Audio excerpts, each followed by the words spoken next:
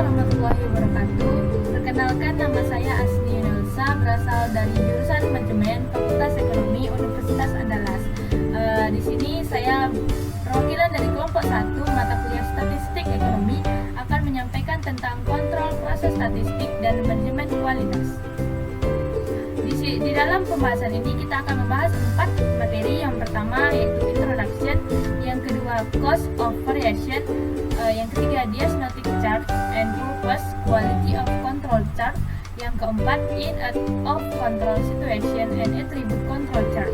Nah, di sini kami beranggotakan yaitu berlima orang. Yang pertama saya sendiri, Asni Yunelsa, yang kedua Fani Setia Rahayu, yang ketiga Murni, yang keempat Zulfadli, dan yang kelima Muhammad Fahru Razi. Langsung saja kita akan menyampaikan tentang materi yang pertama. Pengertian proses statistik atau SPC. SPC adalah kumpulan strategi, teknik, dan tindakan yang diambil oleh organisasi untuk memastikan menghasilkan produk yang berkualitas atau menyediakan layanan yang berkualitas. SPC ini dimulai pada tahap perencanaan produk ketika kita menentukan atribut produk atau layanan hingga sampai ke tahap produk. 14 poin Deming yang dikemukakan Dr. Deming ini tidak mengabaikan kontrol kualitas statistik atau SIC. Tujuan dari kendali mutu statistik adalah untuk memonitor produksi melalui banyak tahap manufaktur menggunakan alat kontrol kualitas statistik seperti X-bar dan R-grafik untuk memantau kualitas banyak proses dan layanan. Bahkan kontrol untuk mengidentifikasi kapan suatu proses atau layanan keluar, yaitu ketika titik waktu tercapai di mana sejumlah besar unit cacat diproduksi. Six Sigma adalah nama yang diberikan untuk program seluruh organisasi yang dirancang untuk meningkatkan kualitas dan kinerja organisasi. Six Sigma ini mendapatkan nama dan distribusi normal. Syarat Six Sigma berarti deviasi standar dan plus atau minus 3 standar deviasi memberikan total kisaran 6 standar deviasi. Jadi, Six Sigma ini adalah suatu proses tidak boleh menghasilkan lebih dari 3,4% cacat per juta untuk produk atau layanan apapun, dan menganalisis data yang dibutuhkan untuk mengurangi variasi proses. Yang termasuk dalam Six Sigma ini adalah histogram, analisis variasi, regresi, dan korelasi. Penyebab adanya variasi. Variasi ada 2. Yang pertama yaitu variasi yang kesempatan, variasi yang sifatnya acak. Jenis ini tidak dapat sepenuhnya dihilangkan kecuali ada perubahan besar dalam teknik, teknologi, metode, peralatan, atau bahan yang digunakan dalam proses tersebut. Variasi yang kedua yaitu variasi yang dapat ditetapkan, yaitu variasi yang tidak acak. Ini dapat dihilangkan atau dikurangi dengan menyelidiki masalah dan menemukan penyebabnya. Ada beberapa alasan mengapa kita harus memperhatikan variasi. 2 dinyatakan di bawah ini. Yang pertama, ini akan mengubah bentuk, penyebaran, dan lokasi pusat distribusi karakteristik produk yang diukur. Yang kedua, variasi dapat ditetapkan, biasanya dapat diperbaiki, sedangkan variasi peluang biasanya tidak dapat diperbaiki atau distabilkan secara ekonomis. Grafik diagnostik. Ada 2 teknik yang menonjol. Yang pertama yaitu diagram Pareto. Analisis Pareto adalah teknik untuk menghitung jumlah dan jenis cacat yang terjadi dalam suatu produk atau layanan. Yang kedua, diagram tulang ikan. Ini disebut diagram tulang ikan atau sebab akibat karena untuk menekankan hubungan antara efek dan serangkaian kemungkinan penyebab yang menghasilkan efek tertentu. Tujuan dan jenis bagan kontrol kualitas. Bagan kontrol kualitas mengidentifikasi kapan penyebab variasi atau perubahan yang dapat ditetapkan telah memasuki proses. Penting untuk mengetahui kapan perubahan telah memasuki proses, sehingga penyebabnya dapat diidentifikasi dan diperbaiki sebelum sejumlah besar barang yang tidak dapat diterima diproduksi. Bagan kontrol berguna untuk mendeteksi perubahan kondisi proses. Diagram kontrol variabel. Di sini untuk mengembangkan diagram kendali untuk variabel, kami mengendalikan teori pengambilan sampel yang dibahas hubungan dengan teorema batas pusat di bab 8. Di sini ada rumusnya.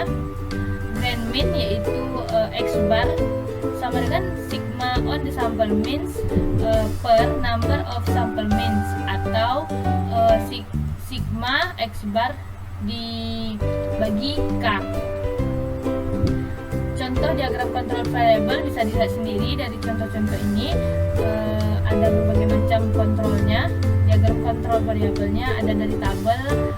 Di sini ada contohnya juga. Di sini rumusnya. Control limits for the mean. Bisa dilihat sendiri yaitu UCL sama dengan X bar ditambah 3 S per akar dari N, atau LCL sama dengan X bar dikurang 3 S per akar dari N. Yang kedua, diagram rentang. Selain lokasi sentral dalam sampel, kita juga harus memantau jumlah variasi dari sampel ke sampel. Diagram rentang menunjukkan variasi rentang sampel. Jika titik-titik yang mewakili rentang berada di antara batas atas dan batas bawah, disimpulkan bahwa operasi terkendali.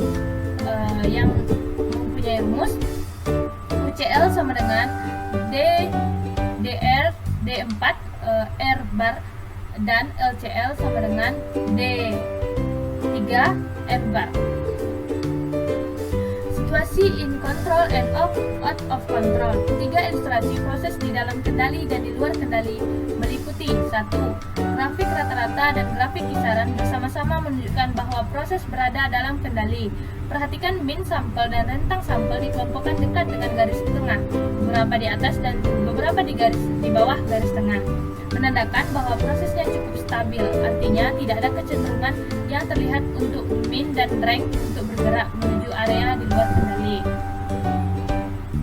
Yang kedua, rata-rata sampel berada dalam kendali, tetapi kisaran dari 2 sampel terakhir berada di luar kendali. Ini menunjukkan ada variasi yang cukup besar dalam sampel. Beberapa rentang sampel besar, yang lainnya kecil. Penyesuaiannya dalam proses mungkin diperlukan. Ini seperti contoh, ini stabil, tiba di sini dia membesar. Rata-rata ada dikontrol untuk sampel pertama, tetapi ada kecenderungan naik menuju UCL. 2 rata-rata sampel terakhir berada di luar kendali. Penyesuaian dalam proses ditunjukkan. Ini tidak rata, tidak stabil, campur semua di sini.